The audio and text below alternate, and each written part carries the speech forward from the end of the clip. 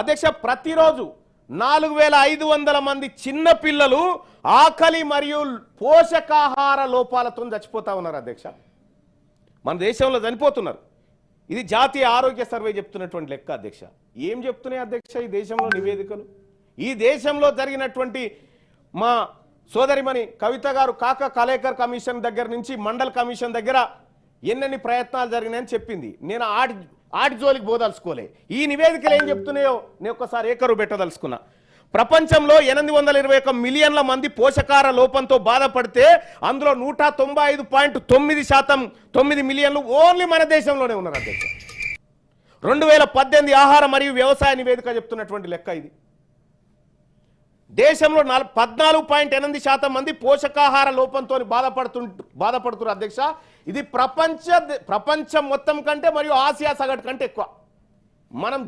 మనం పేద వర్గాలను అభివృద్ధి చెందిస్తున్న తీరు ఒక్కసారి చూడాలి అధ్యక్ష. 116 దేశాల గ్లోబల్ హంగర్ ఇండెక్స్ 2021 ప్రకారం మన దేశం 94 నుండి 101 స్థానానికి దిగజారిపోయింది అధ్యక్ష.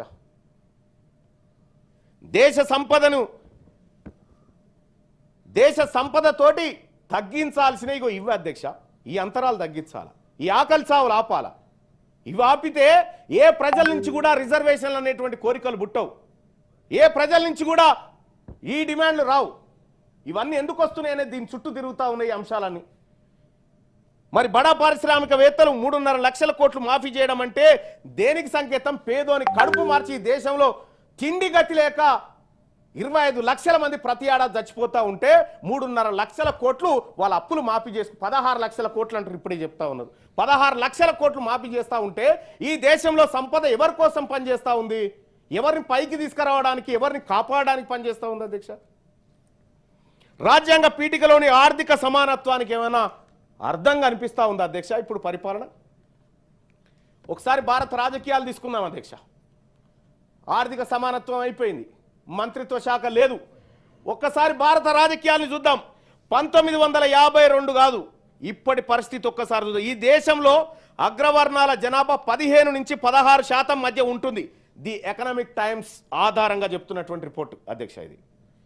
ఓబీసీ పాపులేషన్ 52% ఉందని మండల్ కమిషన్ నివేదిక చెప్పింది అధ్యక్ష ఆ రోజుల్లో. ఇక్కడ 16%, 15 నుంచి 16% అగ్రవర్ణాలు, 52% ఓబీసీలు ఉన్నారని చెప్పి నివేదికలు చెప్తున్నాయి. 17వ లోక్సభ వివరాలు ఒకసారి చూద్దాం అధ్యక్ష. 17వ లోక్సభ వివరాలను ఒకసారి చూస్తే అధ్యక్ష 16% ఉన్న అగ్రవర్ణాల నుండి 232 మంది ఎంపీలు లోక్సభ సీట్లలో కూర్చున్నారు. 543లో అగ్రవర్ణాలు 232 మంది ఆ సీట్లలో కూర్చున్నారు అధ్యక్ష. అంటే 15% ఉన్నవారు 42% సీట్లను ఆక్యుపై చేసేసారు. 52% ఉన్న బీసీలకు దక్కింది కేవలం 22% సీట్లు మాత్రమే అధ్యక్ష. 282 సీట్లు బీసీలకు దక్కాలి వాస్తవానికి లెక్కల ప్రకారం, కానీ 120 సీట్లు దక్కినాయి అధ్యక్ష. బీసీలకు దక్కాల్సిన 162 సీట్లు ఎవరికి దక్కినాయి, ఎవరి దగ్గర ఉన్నాయి ఇప్పుడు అవి? ఇది స్వాతంత్రం వచ్చిన 78 ఏళ్ల తర్వాత తేలిన లెక్క అధ్యక్ష.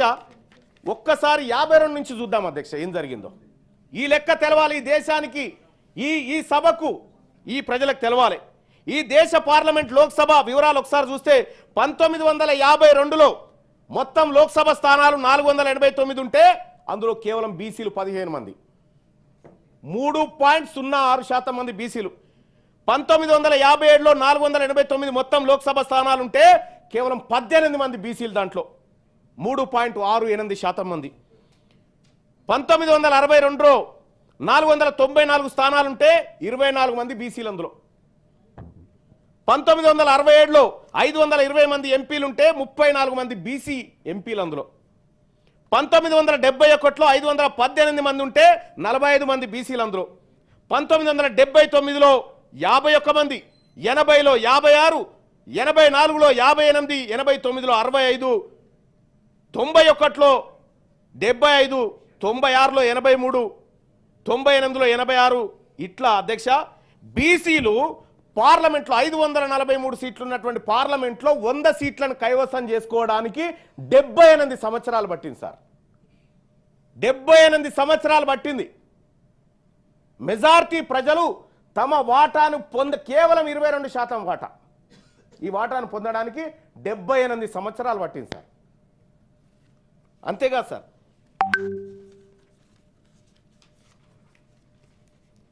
2014 543 సీట్లుంటే 131, 24% వచ్చినాం సార్. 2019లో 22%, 2024లో 25% వచ్చినాం.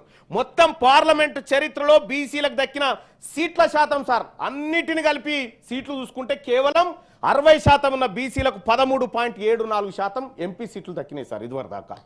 ఇది రాజకీయంగా బీసీలను ఈ పార్టీలు, ఈ దేశ ప్రభుత్వాలు పైకి తీసుకొస్తున్న విధానం సార్. సార్, దేశంలో 52% ఉన్నారని చెప్పి మండల్ కమిషన్ చెప్తున్నటువంటి మాట ప్రకారం 13% సార్ దక్కాల్సింది. ఎంత దక్కాలి, ఎంత దక్కింది రిజర్వేషన్? 1952 నుంచి నిన్న మొన్నటి వరకు 9529 మంది ఎంపీలు అయ్యారు సార్. 1952 నుంచి ప్రెసిడెంట్ ఇయాల్టి వరకు 9529 మంది ఎంపీలు అయితే అందులో కేవలం 1310 మంది బీసీలు సార్, కేవలం 1310 మంది. వాస్తవానికి బీసీలకు దక్కాల్సిన వాటా 4955 ఎంపీ సీట్లు దక్కాల్సిండే సార్, కానీ దక్కింది 1300. అధ్యక్ష, మరి బీసీలకు దక్కాల్సిన ఇంకా రిమైనింగ్ ఏదైతే 1310 దక్కినాయి, 4955 దక్కాల్సిండే. ఈ 3645 ఎంపీ సీట్లు ఎవరు ఎత్తుకపోయారు అధ్యక్ష? ఎవరి దగ్గర ఉన్నాయి అవి? బీసీలకు రిజర్వేషన్ ఎక్కడి నుంచి రావాలి, బీసీలకు హక్కులు ఎక్కడి నుంచి రావాలనేటువంటిది కూడా మనం తెలుసుకోవాలి అధ్యక్ష. చరిత్రలోకి ఒక్కసారి పోయి రాష్ట్రం విషయానికి వద్దాం అధ్యక్ష. తెలంగాణలో జనాభా వివరాలు ప్రభుత్వం ఓ లెక్క చెప్పింది. మొత్తం జనాభా 3,70,00,000 అని చెప్తా ఉంది. అది తప్పు అనే విషయం ప్రపంచమంతా ఎరక. ఇందులో ఈ లెక్కనే తీసుకుందాం అధ్యక్ష. ఇందులో ఎస్సీలు 17.43, ఎస్టీలు 10.45, బీసీలు 56.33, ఓసీలు 15.79. అసెంబ్లీలో ఎమ్మెల్యేల వివరాలు ఒక్కసారి చూద్దాం అధ్యక్ష. ఈ లెక్కల ప్రకారమే మన రాష్ట్ర అసెంబ్లీకి 1952 నుంచి మొన్నటి వరకు 2023 ఎన్నికల వరకు మొత్తం 1733 మంది ఎమ్మెల్యేలు పోయారు అధ్యక్షాలకు. 1733 మంది ఎమ్మెల్యేలు అసెంబ్లీకి పోతే అందులో ఓసీలు 1045 మంది ఉన్నారు సార్. ఓసీలు 1045 మంది, ఎస్సీలు 293 మంది, ఎస్టీలు 116 మంది, బీసీల అధ్యక్ష 279 మంది. 1733 మంది ఎమ్మెల్యేలలో బీసీలు పోయింది 279 మంది అధ్యక్ష. ఆ బీసీలలో బీసీ మహిళలు పోయింది 8 మంది సార్. అందులో 4 సార్లు కొండా సురేఖ. ఇవి మా ప్రాతినిధ్యం ఈ